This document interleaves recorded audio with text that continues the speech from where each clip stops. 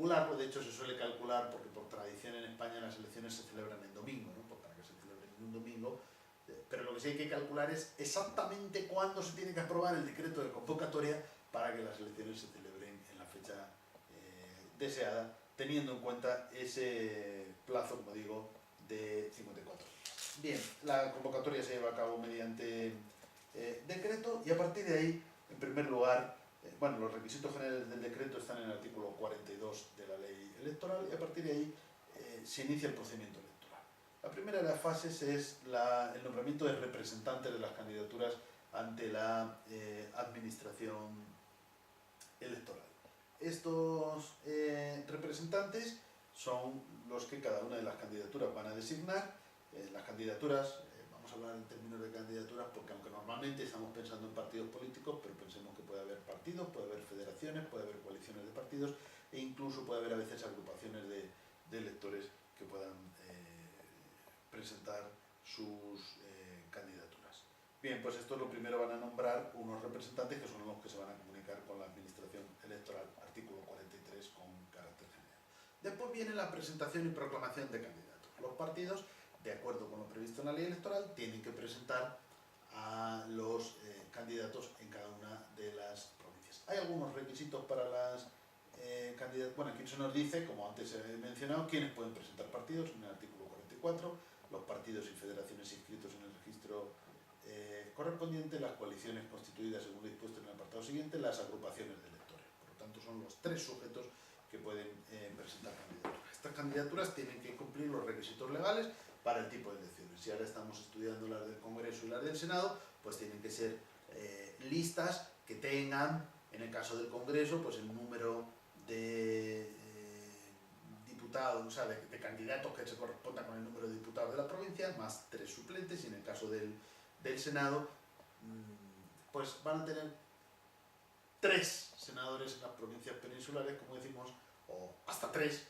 porque algunos pueden presentar menos, hasta 3, 2 en las Islas Mayores y solamente 1, como es obvio, en las Islas Menores.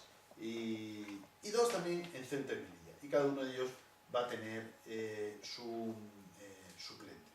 Bien, los candidatos o las candidaturas serán proclamadas cuando cumplan los requisitos legales. La ley nos habla también de algunos requisitos para evitar las confusiones entre las candidaturas, o que no se pueden, es decir, que no se pueden parecer demasiado a otras candidaturas que se hayan presentado previamente para evitar la confusión del elector. Ahí el tribunal tiene una cierta jurisprudencia diciendo, bueno, hay ciertas denominaciones que no se corresponden con un partido, sino con un tipo de ideología, por ejemplo, verde, porque ha habido bastantes candidaturas a lo largo de nuestra historia democrática de partidos que usan la palabra verde, ¿no? Entonces el tribunal dice, bueno, esto es como una ideología, por así decir. Por lo tanto, el hecho de que una candidatura utilice la palabra verde, pongo este ejemplo porque ha habido jurisprudencia sobre ello, no impide que otro utilice la palabra verde o comunista o como bien, pero en otros casos pues sí que si se produce una confusión o parece ser casi copiado de otra candidatura, pues se puede no aceptar esa candidatura, o si se utilizan símbolos del Estado, que esos están prohibidos su utilización en las distintas candidaturas. A partir de aquí viene un recurso, pero que eso lo vamos a explicar en el siguiente apartado, que va a ser el control, la posibilidad de una impugnación, un recurso, frente a las candidaturas rechazadas. Bien, la siguiente fase sería la campaña electoral. Una vez que ya se han proclamado los candidatos, se va a iniciar la campaña electoral. Actualmente, y como regla general, la campaña electoral va a durar 15 días y la campaña electoral es el periodo, algunos lo definen como el periodo en el cual las candidaturas pueden realizar actividades específicamente encaminadas a la petición del voto. Yo creo que esto pues admite desde luego dudas o distintas interpretaciones, ¿no? Porque la realidad es que a veces el voto pues también se está pidiendo en esto que llamamos ahora pre-campaña, ¿no? O no se pide expresamente, se elude esa petición expresa, pero se realizan claramente actos similares a los de la campaña. Yo creo que lo que caracteriza esos 15 días de campaña es que existe la posibilidad de utilizar medios públicos que se ponen a disposición de las distintas candidaturas, ¿no? Por lo tanto, es importante, eso es lo típicamente característico de la campaña. Va a haber medios públicos, por ejemplo, publicidad gratuita en la televisión pública, espacios que se van a ceder a las distintas candidaturas y que se van a distribuir en función de la importancia electoral en la convocatoria anterior, es decir, de los anteriores resultados electorales de las distintas candidaturas. También pues, los ayuntamientos van a ceder espacios para la colocación de carteles o también,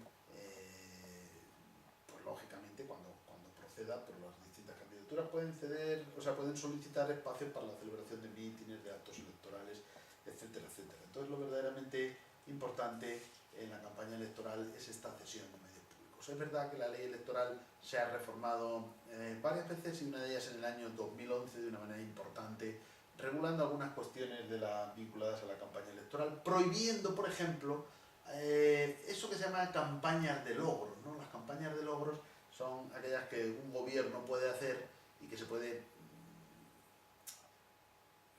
llevar a cierta confusión porque precisamente coincidiendo con la campaña electoral el gobierno y con dinero público realiza una campaña contando los logros y los éxitos que haya tenido durante la gestión anterior. Obviamente esto es un tipo de campaña electoral, vamos a decir, subliminal o subrepticia que ahora se ha prohibido, ¿no? Es decir, no se pueden, durante la campaña electoral no se pueden llevar a cabo este tipo de actos de campaña de logros para publicitar los éxitos de un gobierno, porque en definitiva es propaganda electoral indirecta para el partido de ese gobierno. O también se prohibieron las inauguraciones en periodo de campaña electoral, inauguraciones oficiales, es decir, un servicio puede empezar a funcionar, pero se prohíbe el acto de inauguración, ¿no? El típico acto inaugural en el cual un miembro del gobierno pues también va a llevar a cabo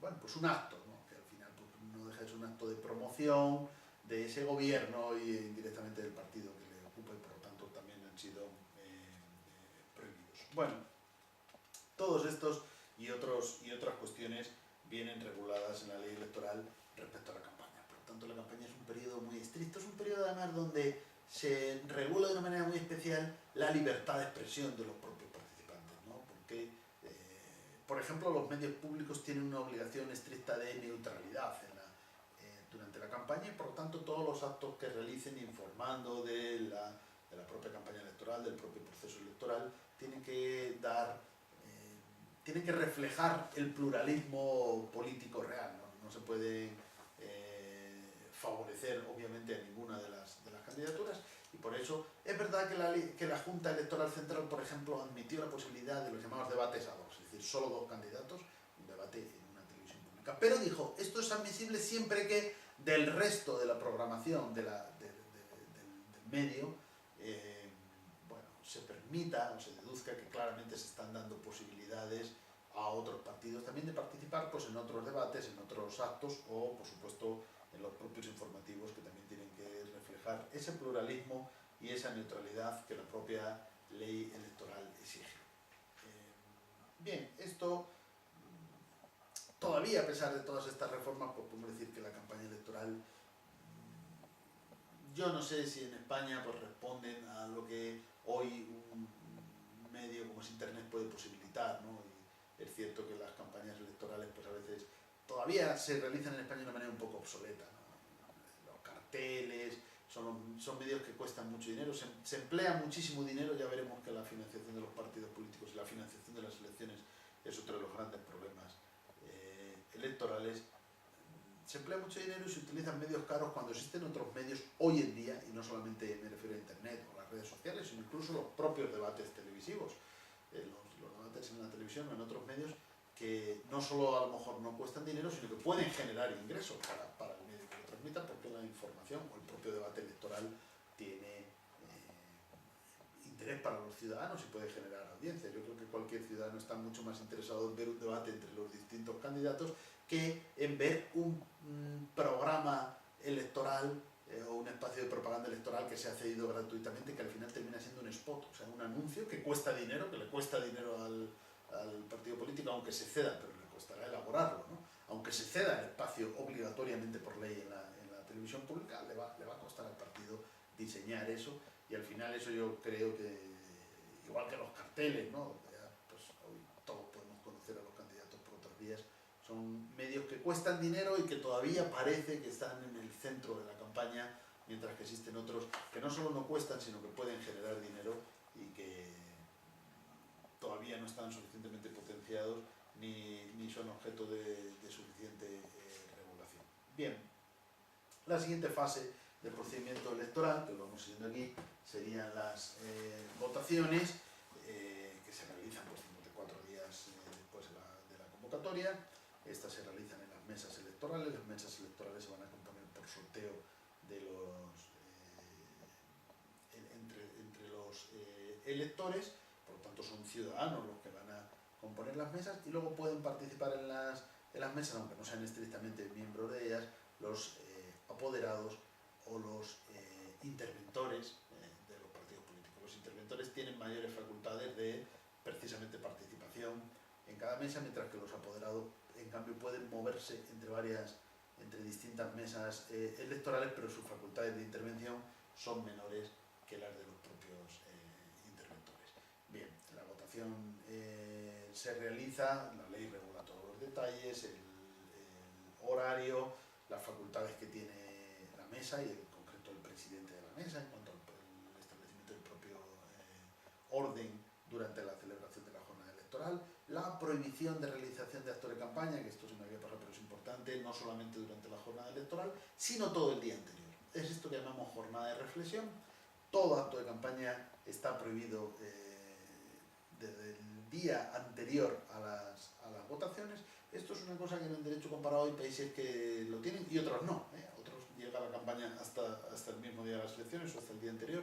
En España tenemos esta jornada de reflexión que pues también ha sido objeto o ha necesitado una interpretación por parte de la Junta Electoral Central, incluso de los tribunales, del Tribunal Supremo, del Tribunal Constitucional, sobre el sentido de la jornada de reflexión y sobre qué tipo de actos podrían ser o no compatibles con la jornada de reflexión. En particular estaría prohibido todo acto de propaganda electoral, pero ¿en qué medida esto afecta a posibles manifestaciones? ¿No? Pues aquí la jurisprudencia lo que ha venido a decir, y la propia Junta Electoral Central, que las manifestaciones en la jornada de reflexión no se pueden celebrar cuando el propósito de la manifestación sea algo que pueda en alguna medida influir en el sentido del voto. Por tanto, se pueden celebrar manifestaciones, pero cuyo propósito no sea político, o mejor dicho, aunque fuera político, que no tenga una incidencia directa, lo que vayan a pedir los manifestantes, sobre el comportamiento de los electores. Bien, y por último, después de las votaciones, vendría la fase de escrutinio. El escrutinio se realiza en dos fases. En primer lugar, en la mesa electoral, el mismo día de las elecciones, nada más cerrarse las urnas, y luego en una segunda fase, las juntas que van a recopilar, digamos, todos los votos. Las juntas electorales, las competentes en elecciones generales, que son las que estamos estudiando, son las juntas electorales provinciales. Si fueran elecciones locales serían las juntas de zona, donde van a llevar a cabo eso que se llama escrutinio general. El escrutinio general se va a realizar 3 días después, sumando todos los votos que llegan de las mesas, más los votos de los españoles, los llamados residentes ausentes, que son los que viven en el extranjero y que van a enviar su voto y va a entrar ya directamente a este escrutinio general. Como sabemos, que esto también al hablar de la votación no lo he mencionado, porque bueno, la regulación es amplísima, pero por lo menos mencionar estas cuestiones que sí son importantes, es que el voto, además del voto presencial, también se permite el voto por correo. Pero esto no es para, o sea, aparte de la cuestión del voto por correo, está el voto de los residentes ausentes, que lo pueden realizar a través de los consulados en el extranjero. Y todos esos votos, como digo, van a formar parte de ese escrutinio. Tras el escrutinio, las juntas electorales competentes van a proclamar lo que se llama la proclamación de electos, es decir, quienes han resultado elegidos, si estamos hablando de elecciones generales, como diputados o como senadores en cada una de las provincias. Bien. Y frente a esta proclamación de electos, pues también habría unos recursos que vamos a analizar en la siguiente pregunta, que sería la del control, a la cual voy a ir ahora mismo. Tenemos un cuadro que se puede seguir perfectamente para la cuestión, para esta pregunta, ¿no? Del control del procedimiento electoral. El control del procedimiento electoral tiene, vamos a decir, dos aspectos. Por un lado, el control del censo, porque el censo electoral es un instrumento imprescindible, ya lo hemos mencionado, o no lo hemos mencionado, pero está implícito en lo que dijimos cuando definíamos el cuerpo electoral. Bien, el censo electoral es el documento que va a reflejar a este cuerpo electoral, es decir, a los ciudadanos que van a tener derecho de sufragio. Por lo tanto, es un documento oficial imprescindible para el ejercicio del derecho de sufragio y para las elecciones. Pues bien, como es lógico, tiene que existir un control sobre el censo electoral. Este control se va a poder llevar a cabo, bien sea con un procedimiento distinto en periodo ordinario o por un procedimiento más acelerado, más rápido en periodo electoral. El censo se da un periodo determinado en el que el censo se exhibe, los ciudadanos pueden acudir para comprobar si están correctamente inscritos en el censo con sus datos adecuados, sobre todo el del domicilio, pero los datos personales, el título, etcétera, etcétera. Y en caso de que así no fuera, existe una posibilidad de un recurso para corregir el censo electoral, es decir, para incorporar los datos correctos. Este se realiza ante los juzgados de lo contencioso administrativo. Por lo tanto, el recurso como control del censo electoral sería el primero de los instrumentos de control. Y luego tenemos, a lo largo de todo el periodo electoral, tenemos un control general y dos controles específicos importantísimos en nuestro sistema. Esos controles específicos se van a producir en los momentos clave del sistema, digamos, del procedimiento electoral. Pero el control general es el control que realizan las juntas de superior categoría. Para entender esto, tengo que hacer una referencia a la administración electoral. Porque digamos, el control del procedimiento electoral en España tiene dos pilares, ¿no? Recae en dos grandes instituciones. Por un lado, una institución de carácter administrativo, pero independiente, que es la llamada administración electoral, y por otro lado,